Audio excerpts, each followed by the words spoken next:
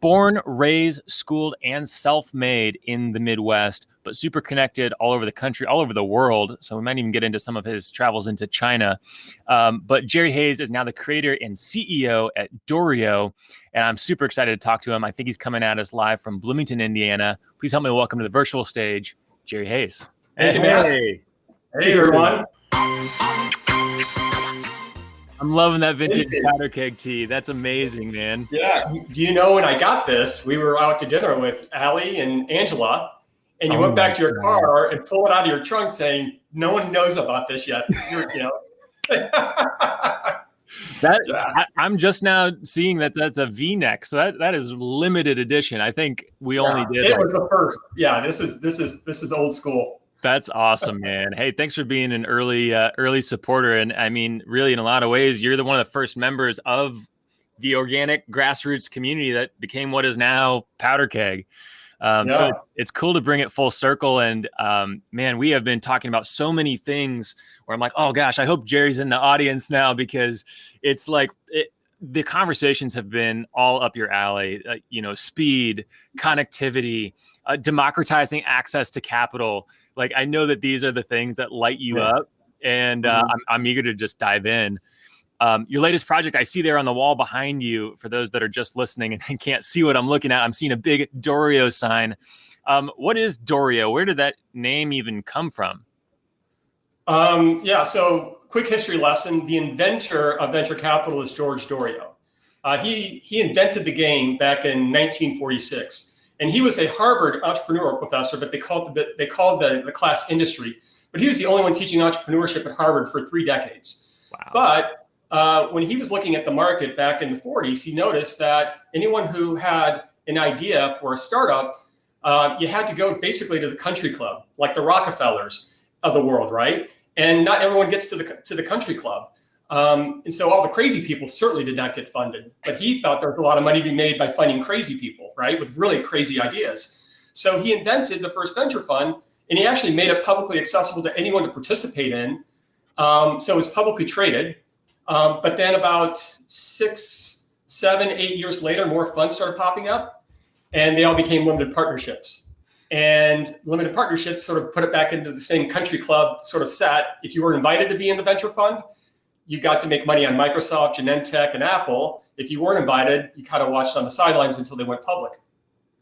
So we with the family's blessing, the family name, we're blessed to build what we were calling Venture Capital 2.0, but we're not really calling it Venture Capital 2.0. But we have the blueprint for it under his brand. But we're really imagining what is capital going to look like for the creative economy. Right, so it's really creative capital or creative capitalism, right? And we're really focused in on the younger generations, where they're looking at a 40 or 50-year time horizon, and they're looking at, hey, I want to put a little bit of money into the things that I care about. More importantly, I want to put some money into the people I care about. And right now, having everyone try to break into venture capital 1.0, there's not enough scale there. It's too hard. So you have to sort of create a new game. But you know who invented the game? No. It was our man, George Dorio. Nice. So like that our blueprint follows George Dorio's blueprint he wrote back in 1946, but just scaled to the masses. That's amazing.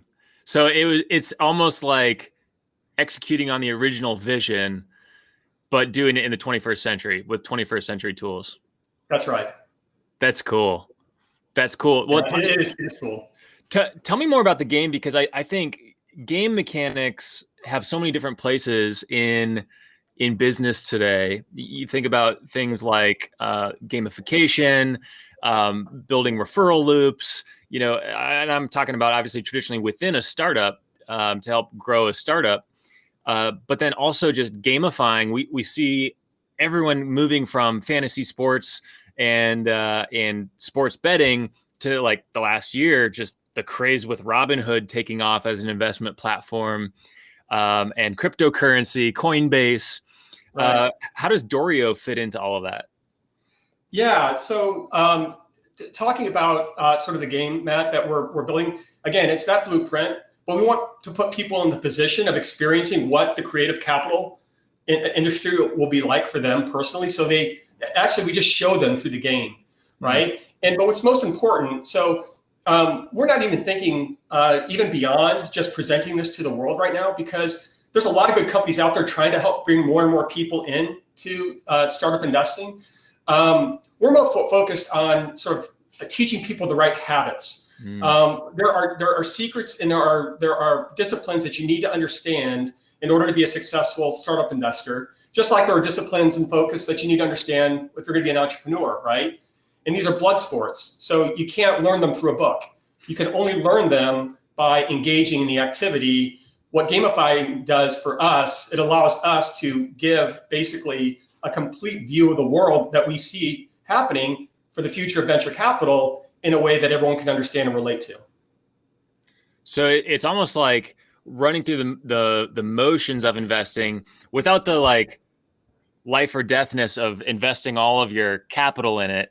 You can actually learn about it as you're building up your own capital base and building up what you will ultimately invest longer term. You can be learning the mechanics of angel investing through the game.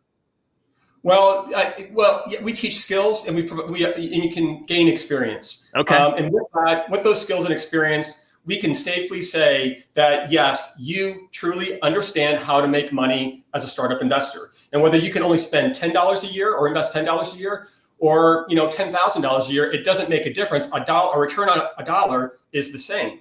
Yep. Right. So we want to get people started early when they're not millionaires. So kind of the model is today, you have to be a millionaire, and then you end up like paying the fool's tax on your first deal because you spend way too much money. You lose it all. I know, because I paid the fool's tax. I'm guilty as charged, right?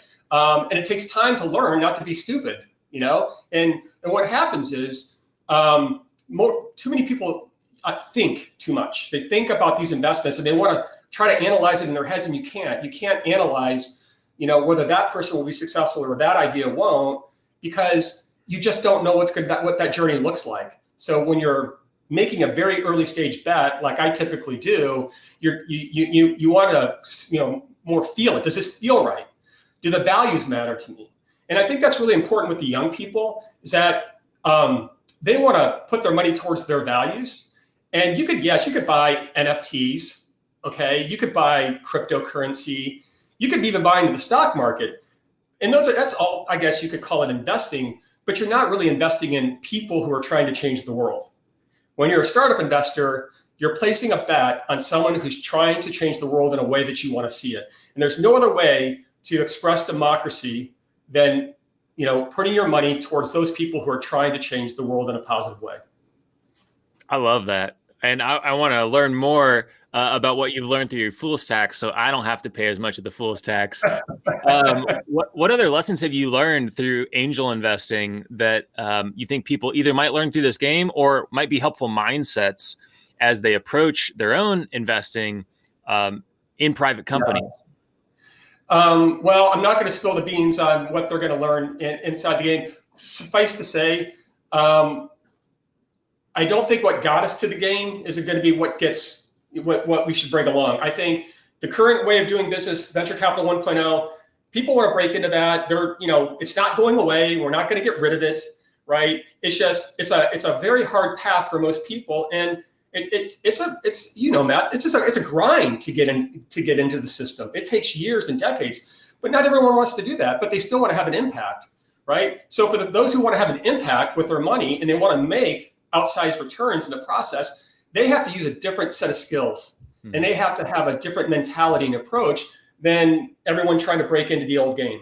So we're teaching the new way of doing business, and we really don't try to bring along, too much, or we take some of the best of it. It's a mix, but it's really about how do we train people in the future to perform well as startup investors. Why is this particular asset class of startups, of privately held companies, why do you think it's important for the average American, so not just VCs, not just independently wealthy top 1% of the top 1%, why do you think it's important that at least the average American, or it doesn't even have to be American, maybe even, Dude, you're going to take me down a rabbit hole here, but All I'll try to right. give you. We'll go like one or two You steps know, into the okay, rabbit listen. hole. Let me summarize it this way.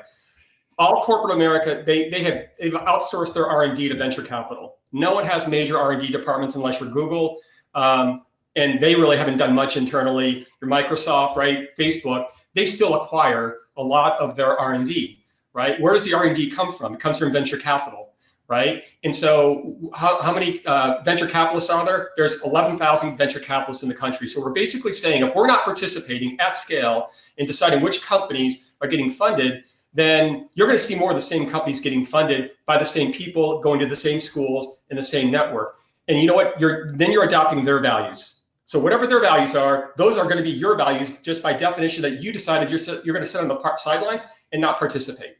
Do we want 1/10? What we want 11,000 people dictating our future economy based on values that benefit all or benefit them? And that's just the truth. That's capitalism. Right. Yep. So when you are investing at the startup level, you are truly investing in the values of our future economy. And sometimes, Matt, crazy people need to get funded, and they didn't go to the right school, but they're crazy enough just might save the world with something. They need, we could get 1 million people to give them $1 or her $1, right? That's why wouldn't we? But we don't have that infrastructure in place to do that. We're just laying the blueprint for that infrastructure. One of the things I love from a conversation with Brian Powers, founder of PackSafe, just got acquired by Ironclad out in the Valley, is he mentioned just how powerful that like little bit of weirdness that Silicon Valley embraces. And when I hear you say that the creativity and embracing that sort of craziness, it reminds me of that quote that Brian Powers and the CEO of Ironclad shared, which is, how do we kind of create more of a culture that embraces weirdness or a little bit of creativity, a little bit of craziness? What are some of the things that you think get unlocked by embracing your creativity or embracing and unlocking some of your own weirdness? Well, I think that is your best opportunity to create and bring real value to the world. And it's probably your best opportunity to get wealthy. If we all have a superpower, we all have something that's near and dear to our heart. This is mine. This is my why. Outside my wife, Angela, and kids, this is my why. And this is 25 years in the making, and it's hard and all that. And you get a lot of naysayers and it's hard, but it's worth it at the end. But being creative means you have to be vulnerable. You have to bring your ideas out, and it's hard. It's scary. I was scared for a long time not to bring my ideas out because I don't want people to think bad of me or think I'm stupid or that kind of thing. But I think the younger people, I think this is organically happening and naturally. Mm-hmm. I think now we have platforms where anyone can have a voice at any time. I think TikTok is completely opening this up. I mean, I think there's so much education and learning happening on TikTok. I don't think people understand. But the creative economy is unlocking as we're sitting here. Are there certain startups that right now you're seeing get traction, or even categories or industries of startups that you're interested in investing more in? And I want to open that up also to the community too. And if you're in the chat or by your computer listening to this, I would love to hear what industries everyone here is interested in investing in, or if there are any particular startups that, if you could put $1,000 into, or even $100 into, would you like to see that money multiply? But what are yours, Jerry? Honestly, Matt, I've been so focused on what I'm doing, I just cannot even see anything. And we've talked about this a long time about the shiny object syndrome, right? Yep. I don't have any shiny objects going on, so I'm not paying attention.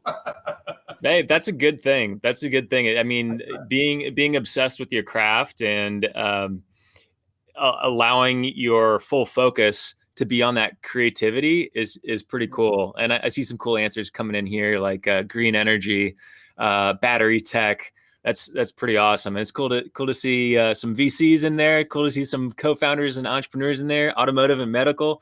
There's so many spaces that like you, Jerry, I'm 100% focused on powder keg. I seem to have found my fit in the sense that Powder Keg allows me to stay focused on a lot of other things at the same time, just by making sure we're plugged into tech between the coasts. But it's cool. It's cool to talk about democratizing investment, because there are so many people in places that don't have geographic connectivity to VC. Yeah. And certainly, I know for you, you recently moved to in the last couple of years to a place in Indiana, Bloomington, Indiana, where I went to college at Indiana University. And I'm curious what kinds of benefits you're seeing from living in a place like Bloomington, moving from a bigger city like Indianapolis, but also know you spent a lot of time in Silicon Valley, a lot of time in Shanghai, and around the world, but you picked Bloomington, Indiana, of all places. Yeah. Bloomington's it's a special place. And this is where I fell in love with my wife 30 years ago. We lived mostly in Indianapolis, as you know. I had business interests up there, but moved down to get our kids a different sort of flavor of community than Carmel. So we've lived in really two great areas of the state. Love them both. It's just Bloomington, for whatever reason, I just feel more creative down here. I feel more, I don't know, it just felt like the right place for me from an energy standpoint to do what I'm doing, which is, devoting the rest of my life to this mission and vision. And I just couldn't think of any other place I want to do that than Bloomington.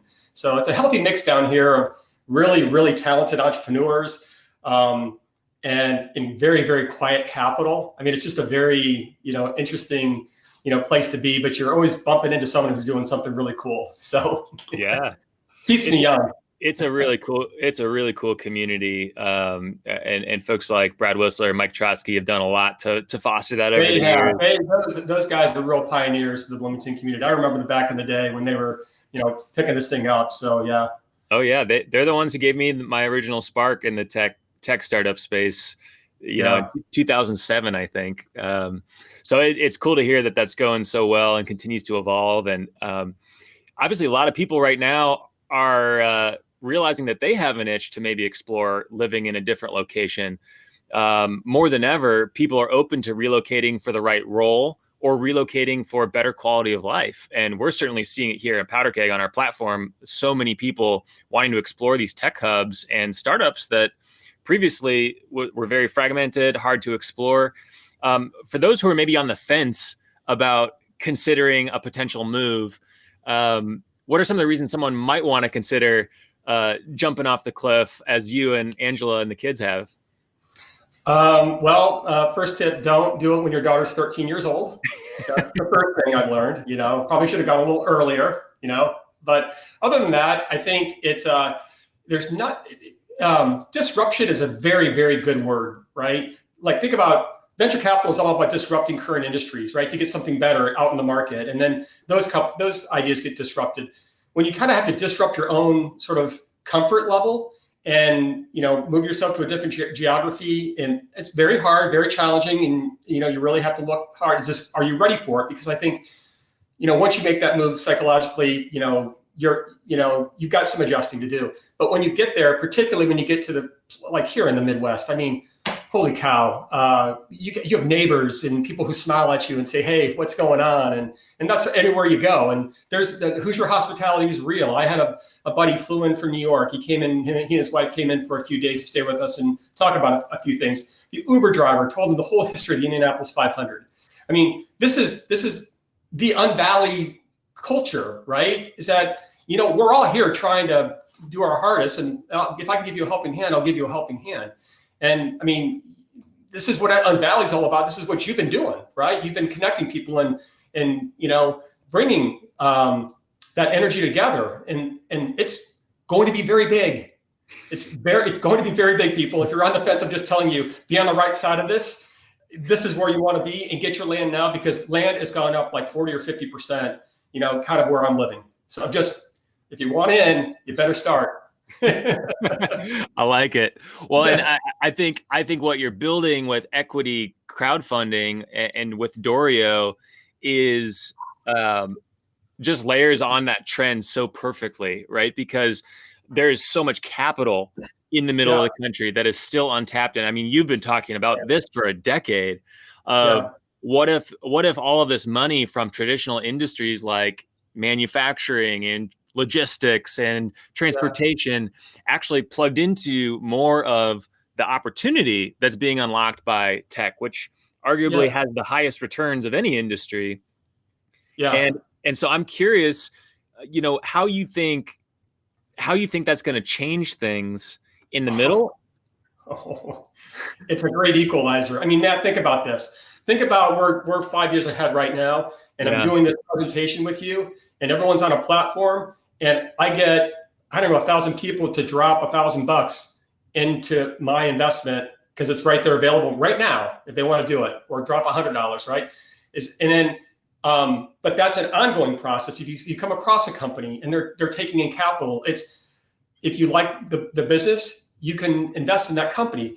And when you make it that frictionless, we're not talking about, you got to go set up an SPV and then you got to do it. And no one wants that. What they want is frictionless investing, and they want to invest when their gut says you should be investing in this company, right? And if you can get rid of the friction where people can act on their guts, they're going to make money, and those companies are going to succeed, and a lot more companies will succeed. So make capital completely frictionless, and we have an opportunity in the Midwest or on the Valley areas to do this and lead on this because they're not tied to an old system. I love that. I mean, that's really going to shake up the startup ecosystem. Why do you think right now? Why is equity crowdfunding on the rise in this particular moment in time? Because companies like Republic, they've proven that there's been pent up demand for it, right? I think the equity crowdfunding model needs some adjusting, but it's like Internet 1.0. I mean, we don't have the same internet that we had 20 years ago, right? Or the same companies. We're way more advanced than we were 20 years ago. That's only going to naturally evolve with all the players in the marketplaces. But there's a deep appetite to make an impact. And once that clearly is tapped and people understand that they can do this with only a few $100s a year, and they understand the game, that we're going to laugh at this like, why did we do this 20 years ago? Well, where can people start playing and honing their skills? Can people plug in right now? What's the best way to connect with what you're building? So just go to Dorio.com and pre-register. We're going to be unveiling the blueprint, but in the form of a simulation, a global simulation. And we've got connectivity with universities in Korea. We've got one of the top creative capitalists in Singapore, young guy. He's leading the charge when we go live. We're announcing it basically here on Unvalley, here in the Midwest. And what I love is that both Asia and the Midwest, they're so similar. They have the same the culture and the values are very strong. Asia, they think big, they like go big, in the Midwest, we like to go, a little steadier, but solid, right? But I think there's so much momentum going on in the Midwest now that it's like a powder keg, man. We could do this. I need 1 million people from the Midwest to pre-register, and just don't pre-register. Tell all your friends, tell your mom, tell your dad, tell your kids, pre-register. Let's prove that a couple of things. We can build great consumer-facing companies out of the Unvalley areas, number one. Number two, and when this is successful, this new revolution wasn't started in San Francisco. It wasn't started in Los Angeles or New York or Austin or Boulder or Miami, right? It was started here in the heart of our country, right? To empower millions of people to have a say in our future economy. I love that, Jerry. I love that vision. And for those that are listening, it's Dorio, DORIOT.com. That's the place to get signed up, pre-register. I love the vision of hitting that 1 million plus. Let's go for 10 million. Let's get people. No, that's right. You know what? We got a much bigger internal number, but we're not saying it. I love that. Put that intention out there. And I love the mindset too, Jerry. I know just with your vision and your experience investing, starting startups, and with this mentality of rising tide, lifting all ships. I just think you're onto something huge that I'm excited to have here at Unvalley. And we definitely, I want to call out for those people. We're about to go to a break here in a couple of minutes. Dorio does have a booth in the virtual expo. So I think some folks from your team, Jerry, and you might even be in the booth over the lunch hour if people want to chat, learn more, get your insider tips on investing. It's a really cool opportunity to plug in. So Jerry, I want to just thank you for being here and sharing some of your story. I know we could go way deeper, and we got to save some for the next one. That's right. Thanks, Matt. Appreciate the time. Absolutely. Thanks for being here, man.